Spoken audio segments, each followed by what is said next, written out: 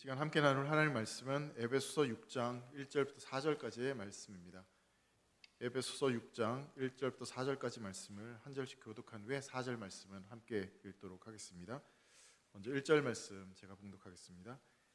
자네들아 주 안에서 너희 부모에게 순종하라. 이것이 옳으니라. 내 아버지와 어머니를 공경하라. 이것은 약속 있는 첫 계명이니니 이로써 내가 잘되고 땅에서 장수하리라. 또 아비들아 너희 자녀를 노엽게 하지 말고 오직 주의 교훈과 훈계로 양육하라. 아멘. 우리나라에 인구보건복지협회라고 하는 그런 기관이 있습니다. 이전에는 이 기관의 이름이 뭐였냐면 대한가족계획협회 이렇게 되어 있었습니다.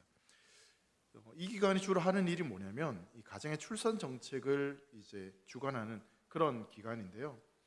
요즘은 인구 증가 정책을 지금 펼치고 있는데 이 불과 몇 년 전, 오래전에는 인구 억제 정책을 펼쳤습니다. 1960년도에는 알맞게 낳아서 훌륭하게 기르자 이런 기치를 내걸고 이 자녀 출산 계획을 정했다고 합니다. 또 덮어놓고 낳다 보면 거짓골을 못 벗는다 이런 이제 기치가 있었다고 해요. 1970년대는 이게 조금 달라져 가지고요. 딸, 아들 구별 말고 둘만 낳아 잘 기르자 이런 이 표어가 있었다고 합니다. 그래서 그런지 모르겠는데 제가 이제 1970년대 생인데 제 주변의 친구들을 보면 거의 다 이제 집에 형제들밖에 2명밖에 없는 집들이 그래서 많았던 것 같습니다. 근데 이게 1980년대 가면 또 조금 바뀌게 되는데 이때는 뭐냐면 잘 키운 딸 하나, 10아들 안 부럽다. 1990년도에는 또 이게 좀 달라져서요. 사랑 모아 하나 낳고 정성 모아 잘 키우자. 그러니까 한 명만 낳자 이렇게 했다라는 거죠. 근데 이제 그러던 것이 2000년대 들어오면서 이게 좀 확 바뀌게 되는데 엄마 아빠 혼자는 싫어요. 자녀에게 물려줄 최고의 유산은 형제입니다. 그래서 이제 인구 억제 정책을 폈다가 이제 더 낳아라. 한 명은 안 되니 2명, 3명 더 낳아라. 이제 이렇게 하는 거죠. 제가 이런 이제 그 연도마다 조금 달라지는 이런 것들을 보면서 시대가 바뀌면서 상황이 바뀌면서 이 가정이나 가족의 어떤 그런 가치관들이 좀 자꾸 변화되고 달라진다는 것을 이제 생각해 보게 되었습니다. 지나고 나서 보면 그때는 그게 이제 최선일지 모르겠지만 지금은 이제 그렇게 했던 것들 때문에 큰 어려움들이 생기는 모습들도 우리가 발견하게 되는데 나라에서 하는 어떤 정책들, 계획들이 다 옳은 것도 아니고 또 그게 최선은 아니다라는 생각을 해보게 되는 것이죠. 그러하기 때문에 우리는 사실은 우리가 가지고 있는 생각과 또 이 나라에서 어떤 결정하는 정책들 그보다는 성경에서 정말 원하는 가정의 모습, 성경은 도대체 어떤 이야기를 하고 있는지를 우리가 좀 생각해보고 또 그것을 따라가는 것이 필요하다라는 생각을 해보게 됩니다. 정말 하나님께서 계획하시고 하나님이 원하시는 가정의 모습이 무엇인지에 대해서 우리가 좀 생각해 보았으면 좋겠는데요. 행가리를 우리가 이제 3주간 이렇게 지금 진행을 하고 있습니다. 그러면서 마침 오후 예배 시간에 이제 본문 말씀들도 이 가정에 관련된 이야기들을 계속 좀 나누고 있죠. 여러분, 가정은요, 우리가 사실 더 자주 좀 들어야 되고 또 우리가 이 귀 기울여야 되는 그런 주제 가운데 하나입니다. 그러니까 성경에서 말하고 있는 가정, 이것이 어떤 모습인지에 대해서 우리가 생각하는 것이 무엇보다 필요하다라는 것이죠. 왜냐하면요, 하나님께서 이 교회를 만드시기 전에 이 가정을 먼저 만드셨습니다. 창세기 2장 말씀을 보면 하나님께서 첫사람 아담을 지으시고 사람이 혼자 사는 것이 좋아 보이지 않아서 돕는 배필을 지으시죠. 그러면서 이 남녀를 하나 되게 하셔서 가정이란 공동체를 만드셨습니다. 그러니까 교회 이전에 어쩌면 가정이란 공동체를 먼저 만들어졌다라는 것을 볼 수 있는 거죠. 그러면 여러분, 교회가 중요할까요? 가정이 중요할까요? 굉장히 어려운 질문이죠. 여러분, 교회와 가정은 둘 중 하나를 포기해야 되는 그런 관계는 분명 아닙니다. 아빠가 좋아, 엄마가 좋아, 이런 질문과 사실 좀 비슷한 것 같습니다. 여러분, 교회를 위해서 가정을 희생시키는 건 결코 하나님의 뜻이 아닙니다.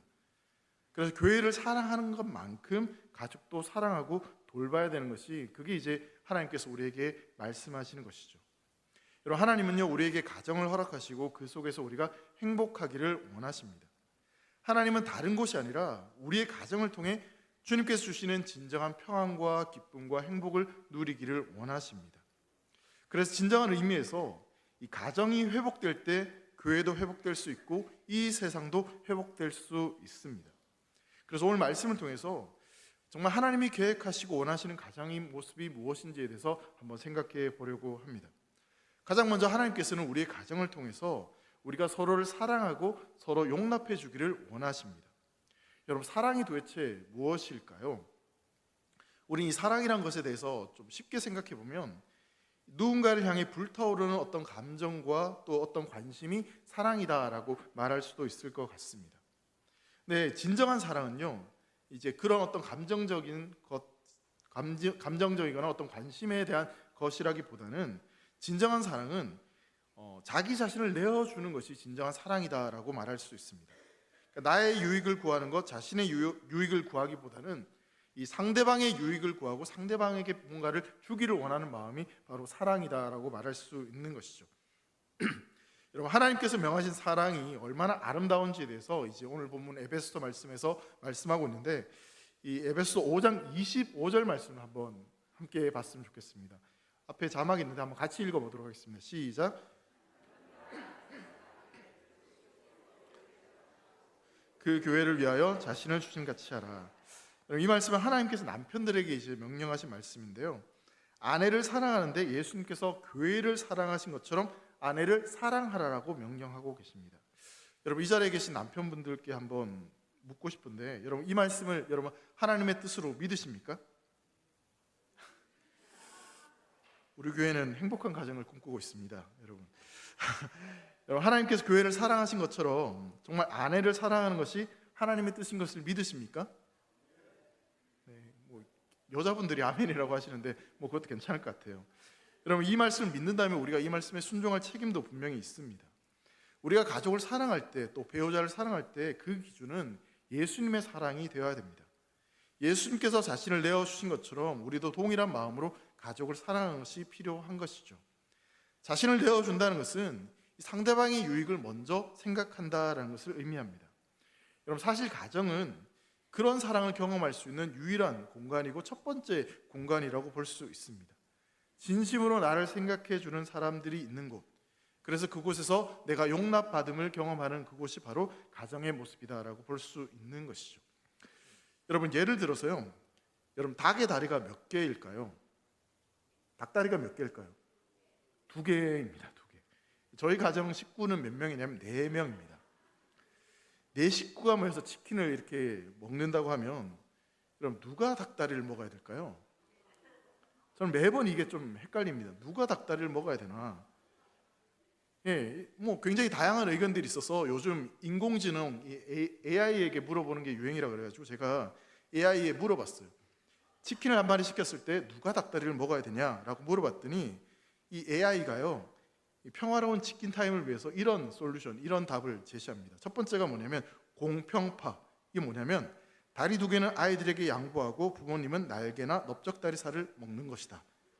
두 번째가 평등파인데요, 처음부터 다리만 있는 메뉴를 시켜서 인당 1-2개씩 공평하게 나눠 먹으면 된다. 세 번째는 연장자 우선파. 맛있는 부위는 고생하시는 부모님이 먼저 하나씩 드시고 남은 것을 자녀들이 먹는다. 이게 사실 제일 마음에 좀 들었어요. 네 번째, 민주주의파가 있는데 다리 먹을 사람 해서 손을 들게 해가지고 손든 사람이 2사람뿐이면 그 2사람이 먹고 모든 가족이 손을 들면 가위바위보를 해가지고 공평하게 하게 하라는 것이 제일 좋다.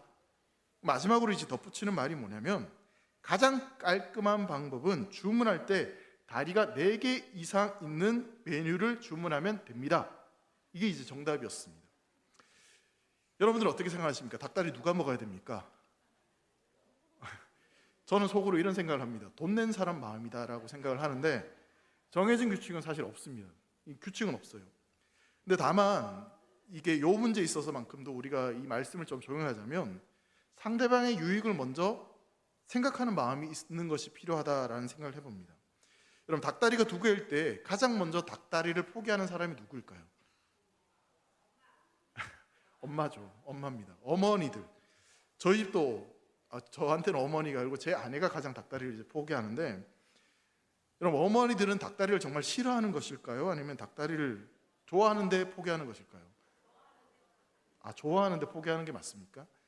네. 여러분, 어머니들은 자신의 유익보다 다른 가족들의 유익을 먼저 생각하는 마음들이 있는 거죠. 아버지는 어떨까요? 아빠도 똑같습니다. 여러분, 아버지도요, 자녀들이 먹는 게 더 좋으니까 자신의 유익함을 포기합니다. 저도 자녀일 때는 사실 몰랐는데 이제 부모가 되어서 보니까 아빠는 닭다리 안 좋아해, 너 먹어, 이런 말을 왜 하셨는지를 조금 이해가 되었습니다. 그렇다면 여러분, 이제 이렇게 배려하는 것, 이렇게 자녀 먼저 먹게 하는 것, 이런 것을 우리가 당연하게 생각해야 되는 것일까요? 아니면 이걸 좀 어떻게 생각해야 되는 것일까요? 여러분, 이게 절대로 당연하게 생각해서는 안 되는 거죠. 여러분, 자녀들도 이렇게 하시는 부모님의 마음을 헤아릴 필요가 있습니다. 가족 중에 어느 한 사람만 계속해서 희생하는 것은 결코 바람직하지 않습니다. 왜냐하면 가정은 앞서 말씀드린 대로 희생하는 곳이 아니라 이 사랑과 용납을 경험할 수 있는 곳이기 때문에 서로를 이해하고 배려하고 서로 용납해주는 그런 것들이 필요하다는 것이죠. 여러분, 우리 모두는요, 이 사랑과 용납이 필요합니다.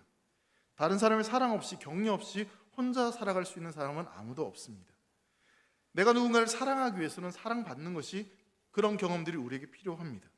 또한 누군가를 용납하기 위해서는 내가 그렇게 용납받아 보는 그런 경험들이 분명히 필요합니다.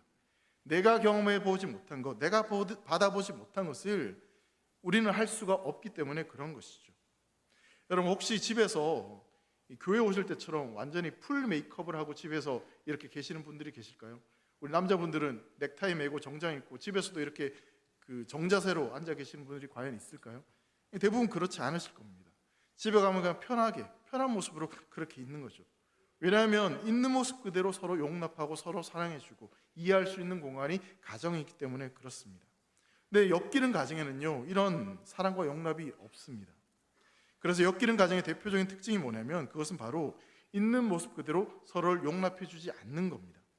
서로를 향해서 끊임없이 비난하고 평가하는 일들, 잘하면 인정해주지만 잘못했을 때는 왜 그랬는지 질책하고 평가하는 그런 일들이 일어나는 것이죠. 여러분, 제가 지난 2월 달에요, 교회에서 또 우리 성도님들 배려해 주셔서 안식월을 보냈습니다. 제가 2월 달 안식월을 보냈는데 모르시는 분들도 계시더라고요. 2월 한 달 동안 제가 그래서 안 보였던 겁니다. 처음에는 매일 가는 이제 교회를 안 가니까 정말 이상해요. 그리고 주일날이 돌아왔는데 대길교회 가야 되는데 대길교회 이제 안 왔잖아요. 정말 너무 이상하더라고요. 첫째 주는 정말 이상했는데, 근데 그 다음 주는 여러분들이 그립고 너무나 보고 싶고 교회에 오고 싶은 마음이 있었는데 여러분들이 원하는 대로 정말 잘 쉬었습니다. 진짜 아무 생각 없이 푹 쉬었다가 왔어요. 근데 분명히 제가 여러분 보고 싶었어요. 교회에 오고 싶었던 마음은 진짜 있었습니다. 근데 그 시간들 속에서 제가 이제 한 가지 좀 쭉 제가 지나왔던 사역들, 뭐 긴 시간은 아니지만 그래도 사역했던 것들을 쭉 돌아보며 생각을 해봤어요. 근데 그 시간들을 돌아보면서 제 안에 참 감사하다는 생각밖에 안 들었어요. 너무너무 감사하다.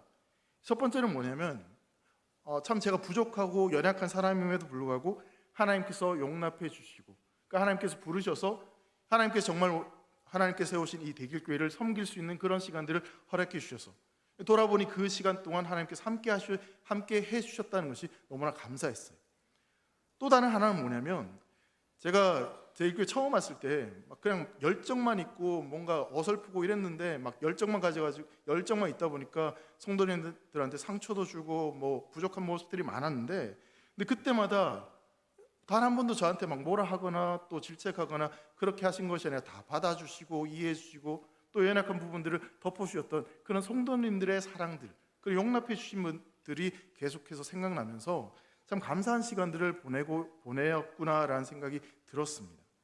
그렇게 여러분들이 용납해 주시고 배려해 주시고 품어 주셨기 때문에 그렇게 교회를 섬길 수 있었지 않았나, 그런 생각 때문에 참 감사한 시간이었던 거죠. 여러분, 용납에는요 굉장히 큰 힘이 있다는 것을 발견하게 됩니다. 제가 교회를 섬기는 데 있어도 그 용납해 주셨던 그 사랑 때문에 섬길 수 있었어요. 가정에서도 마찬가지입니다. 그렇게 나를 용납해 주고 나를 사랑해 주는 그 사랑으로 인해서 우리의 가족들은 기쁨으로 감사한 마음으로 그렇게 하루하루 힘있게 살아갈 수 있다는 것이죠. 여러분, 다시 한번 말씀드리지만 그런 사랑과 그런 용납해 주심을 경험할 수 있는, 그리고 그것을 가장 먼저 경험할 수 있는 공동체는 바로 가정입니다. 여러분, 하나님께서 세상 모든 사람들을 다 똑같이 만드신 게 아니에요. 전 세계 인구가 80억 명이라고 했을 때 똑같이 생긴 사람이 아무도 없습니다. 눈이 3개 있는 사람도 없고요, 코가 2개 있는 사람도 없습니다. 하나님께서는 각 사람 만드실 때 그렇게 특별한 모습으로 만드셨죠. 그렇게 사람마다 외모가 다르듯이 하나님께서는 각 사람에게 다른 강점과 달란트를 허락해 주셨습니다. 그래서 시편 139편 14절 말씀 보면 이렇게 말씀하고 있는데요. 내가 주께 감사함은 나를 지으심이 심히 기묘하심이라. 주께서 하시는 일이 기이함을 내 영혼이 잘 아나이다. 나를 지으심이 심히 기묘하심이라 라고 말씀하고 있는데, 이 말씀은 하나님께서 우리를 얼마나 놀랍게 만드셨는지 도저히 추측할 수 없다라는 이야기를 하고 있는 것입니다.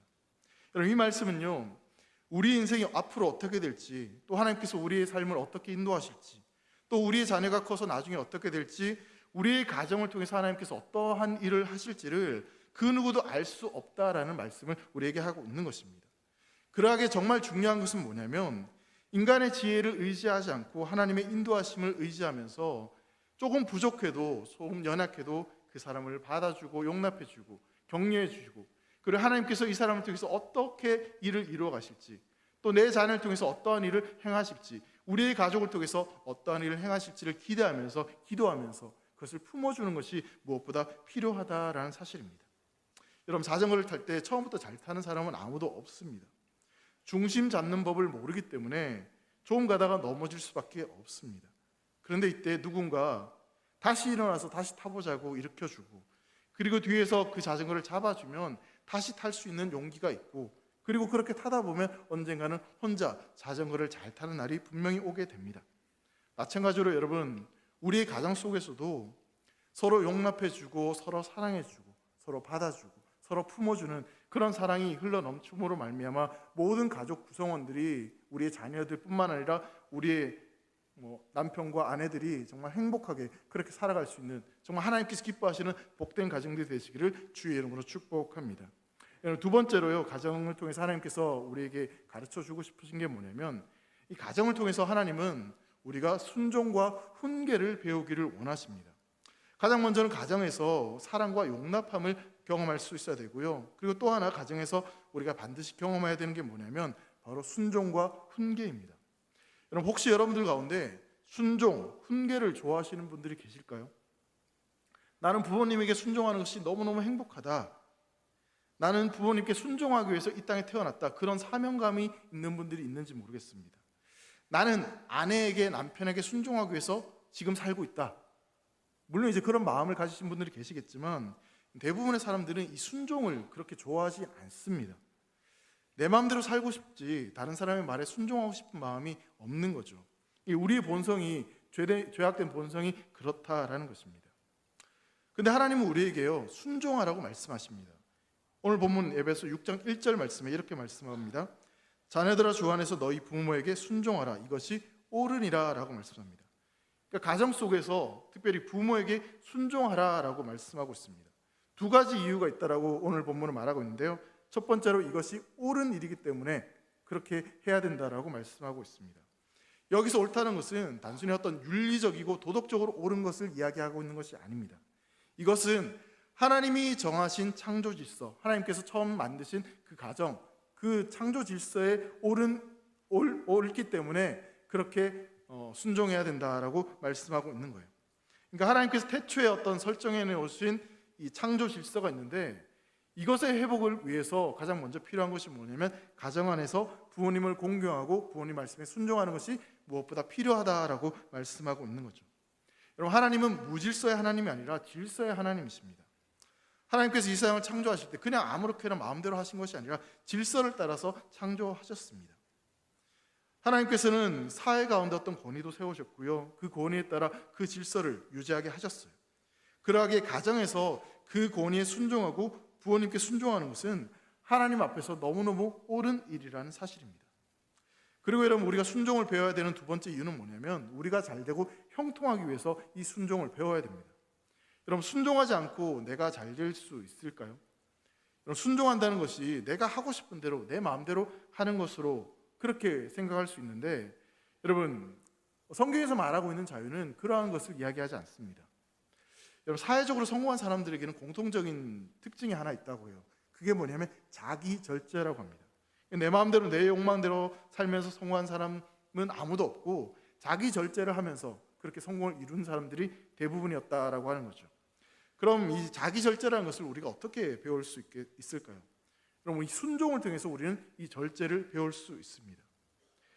자유를 내 마음대로 하는 것, 내 뜻대로 하는 것, 내 욕심대로 하는 것이라고 생각할 수 있는데, 여러분 우리가 이것이 자유가 아니다라는 것을 좀 이해하기 위해서는요, 인간의 본성을 이해하는 것이 먼저 필요할 것 같아요.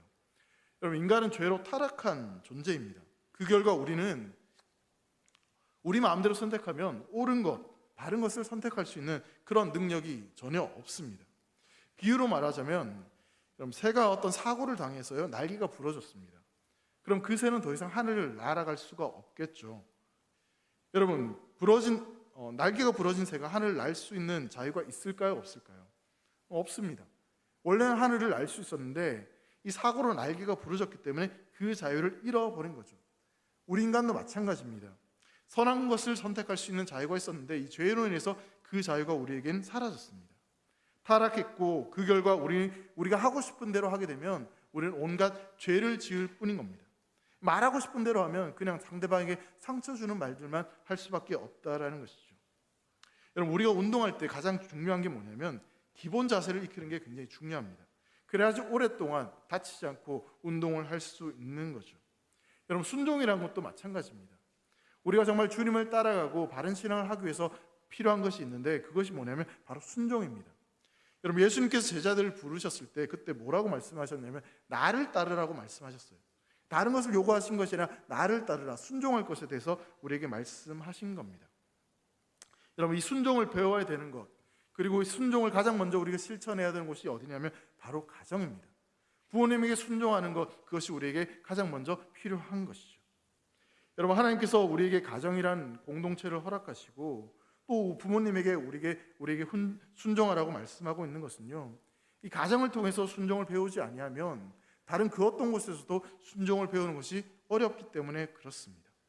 또 한 가지 이 부분을 조금 더 생각해 보려고 하는데, 기본적으로 우리 인간은요 누군가 붙잡아 주지 않으면 혼자 살아갈 수 없는 그런 연약한 존재들입니다.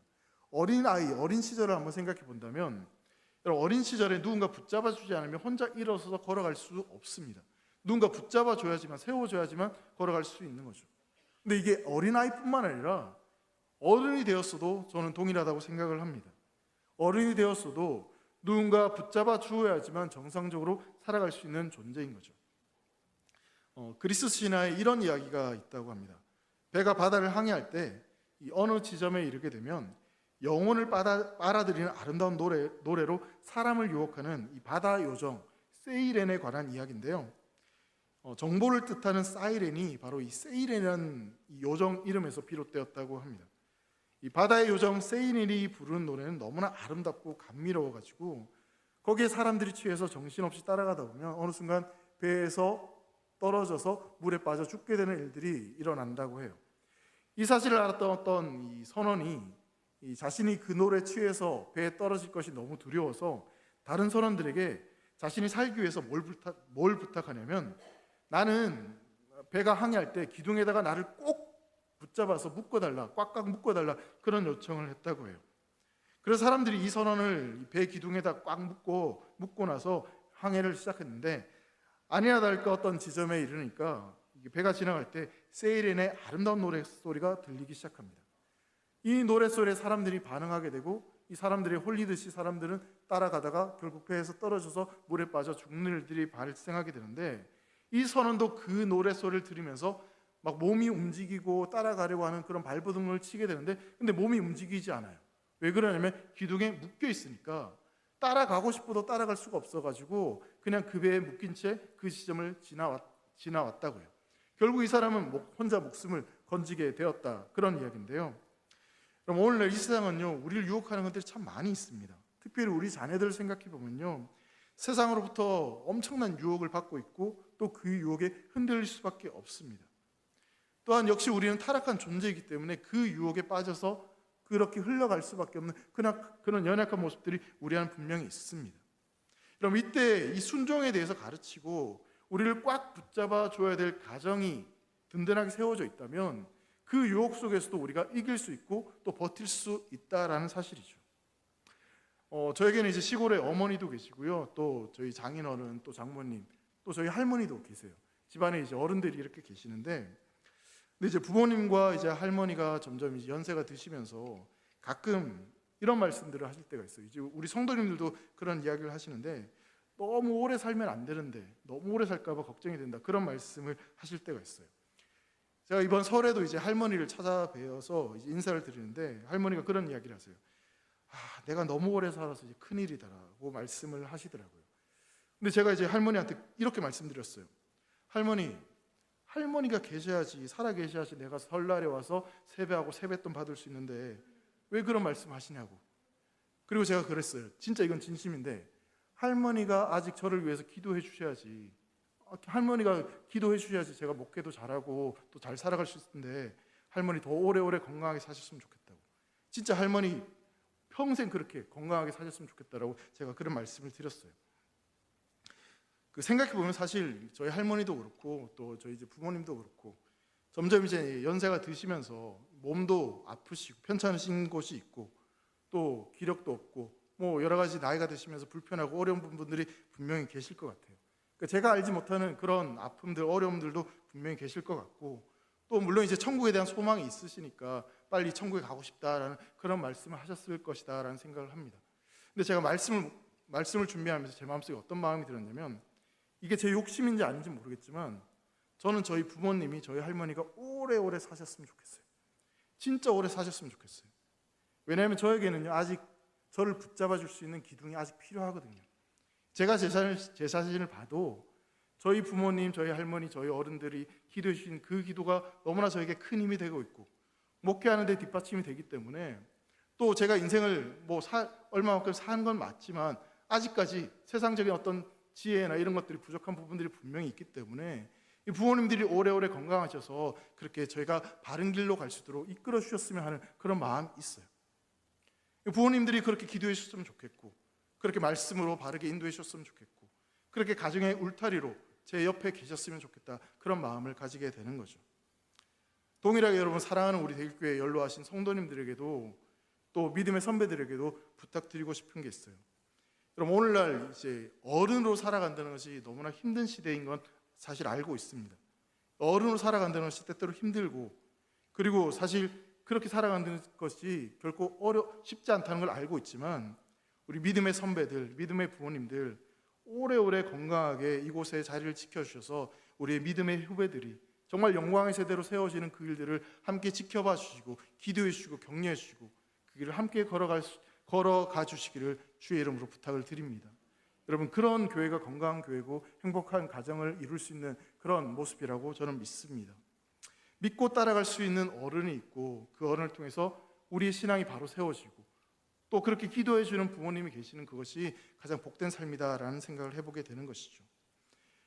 마지막으로 한 가지만 더 생각해 보려고 하는데요. 여러분, 그런 가정을 우리가 세우기 위해서 반드시 필요한 것이 있습니다. 그게 뭐냐면 5장과 6장 초반까지 이 가정에 대한 말씀이 쭉 나오면서, 그러면서 5장 18절 말씀 보면 굉장히 중요한 말씀이 한 가지 나오는데요. 여기 뭐라고 말씀하고 있냐면 오직 성령으로 충만함을 받으라, 이렇게 말씀하고 있습니다. 그 가정에 대한 이야기를 하면서 성령 충만에 대해서 이야기를 하고 있는데, 여러분, 왜 이 성령 충만에 대해서 말씀하고 있는 것일까요? 여러분, 성령 충만하지 않으면, 그러니까 하나님의 은혜가 아니고서는 정말 하나님이 기뻐하시는 건강한 가정을 세울 수 없다라고 성경은 말하고 있는 거죠. 이와 관련해서 이제 동일한 그 내용이 골로새 3장 16절에는 이렇게 말씀하고 있어요. 같이 한번 말씀을 읽겠습니다. 시작. 그리스도의 말씀이 너희 속에 풍성히 거하여 모든 지혜로 피차 가르치며 권면하고 시와 찬송과 신령한 노래를 부르며 감사하는 마음으로 하나님을 찬양하고. 여러분, 여기 골로새 3장 16절 초반에 보면 뭐라고 말씀하냐면요, 말씀이 풍성히 거할 때, 그리스도의 말씀이 너희 속에 풍성히 거할 때, 이런 말씀이 있습니다. 이 말씀은 뭐냐면 우리의 가정이 정말 행복하고 건강한 가정, 정말 하나님이 원하시는 가정의 모습, 서로를 용납해주고 서로를 사랑해주고 또 서로에게 순종하는 모습들이 세워지기 위해서는 바로 하나님의 말씀이 우리 가정 가운데 풍성히 흘러 넘쳐야 된다는 것을 이렇게 말씀하고 있는 것입니다. 여러분, 3주간 우리가 행가래를 지금 진행하면서 이제 2주가 지나고 마지막 한 주간 보내게 될 것인데요. 여러분, 이 마지막 한 주간 우리가 함께 좀 결단했으면 좋겠습니다. 지금까지 잘해 오셨듯이 마지막 한 주간 말씀이 우리 가정 가운데 정말 풍성히 넘칠 수 있도록 매일 한 구절의 말씀이라도 우리가 서로를 향해서 축복하고 또 그 말씀 붙잡고 함께 기도하는 그런 은혜들이, 그런 결단들이 우리 안에 있기를 간절히 소망합니다. 여러분, 주님께서는요 우리의 가정을 우리에게 허락하셨고 또 그 가정을 통해서 우리가 행복하기를 원하십니다. 그 가정을 통해서 우리가 기쁨이 넘치고 복된 삶을 살기를 원하십니다. 그래서 하나님은 우리에게 말씀을 주셨고요, 그 말씀을 통해서 서로에게 축복하고 서로를 용납해주고 서로를 사랑해주라고 말씀하고 계시는 것이죠.